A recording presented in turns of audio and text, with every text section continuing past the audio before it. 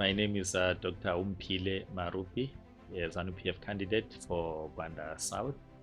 I known, of course, as a broadcaster. I joined ZBC in 2000 and rose through the ranks. I have always been part of my community in many ways. When the Constitution of Zimbabwe included the 16 official languages with Sotho, Venda, Kalanga, Xhosa, etc. as one of the languages, I participated in the writing of books, participated in the introduction of Sesotho language at tertiary institutions, that is universities, for starters as a student, of course, and later as a lecturer in the capacity building program at Great Zimbabwe University. And as a son of Gwanda, I found myself being involved in so many projects that made me to be invited by my community to do one or two programs.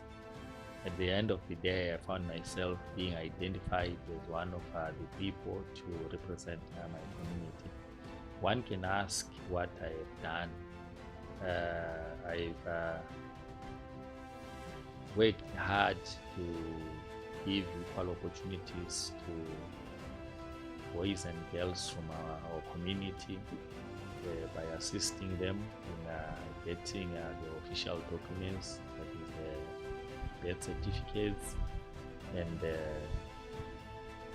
IDs, helping them or leading them to find it easy to join the government departments or civil service as teachers and other jobs that are offered.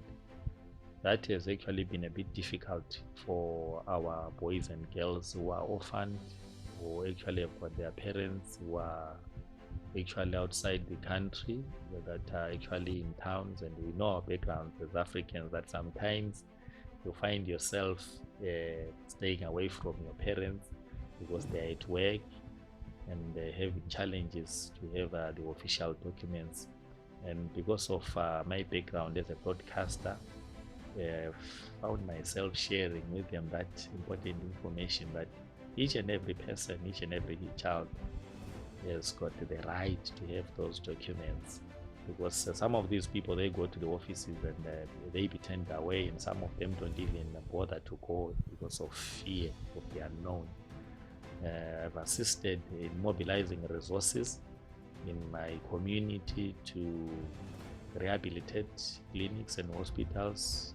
We have Manama Hospital that was affected by hailstorm in 2021, and through the government's public private partnership, I worked with the business community, the government departments, to mobilize resources to refurbish the hospital. It was a success.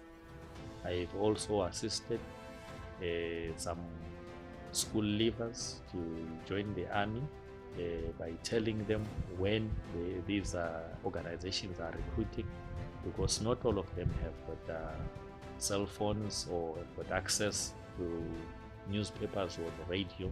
So what I do, I actually form groups and then have group leaders who will in turn liaise with the traditional leadership, like chiefs, headmen, and even the clergy, that is the churches, to share the message, and then at the end of the day have the information reaching out to those communities that are not accessible. I've also assisted people living with disability to have access to wheelchairs, to medication. As we are aware, we have some of these treatments in brackets that are actually offered for free, but people are not aware because of their location, their geographical location, of course.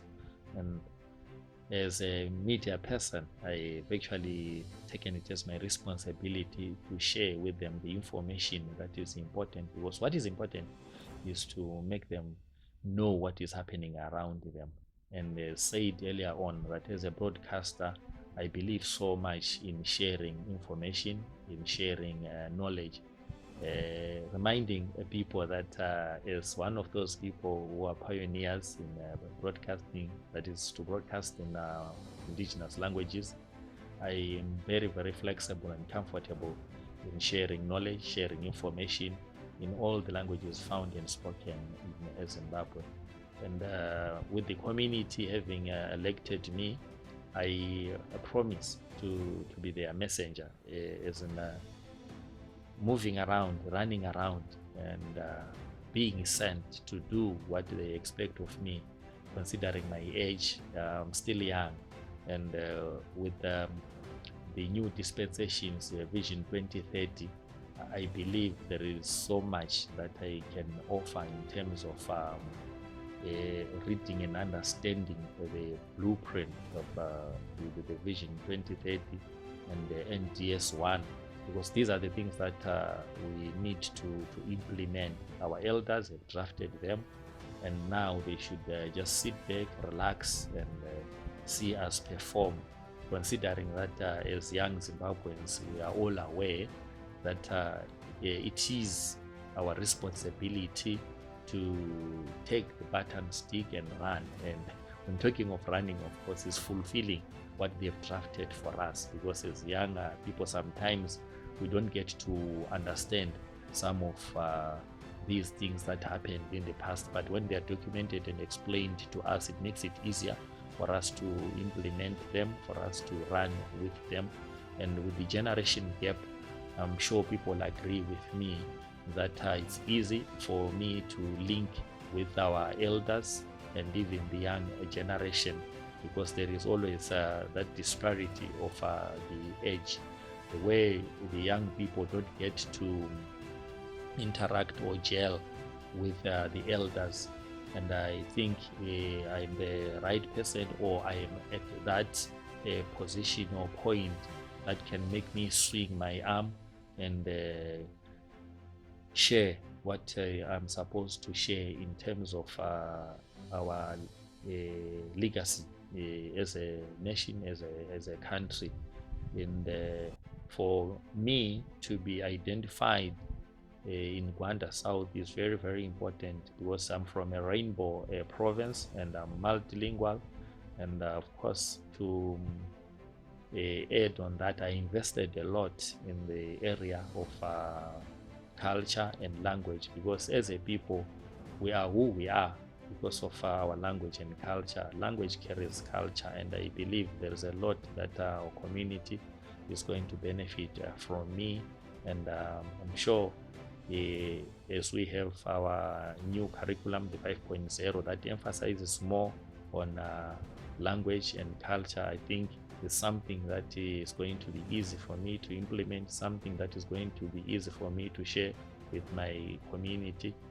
Ke dumela hore batho ba tlo dumelana le nna hore mmereko ke leng ke idile, ni bona ba e bona, ni bona ba dumelelana ni yona, ka hore ingwe nako tshwanetse hore motho o bontshe ka se o se diang, o bontshe ka se o boleng o se diile, ka ho thusa batho ka di-wheelchair, ka ho thusa batho ba tsamaisa dikolo, ba bangwe ba ba sa kgoneng hore ba khumane.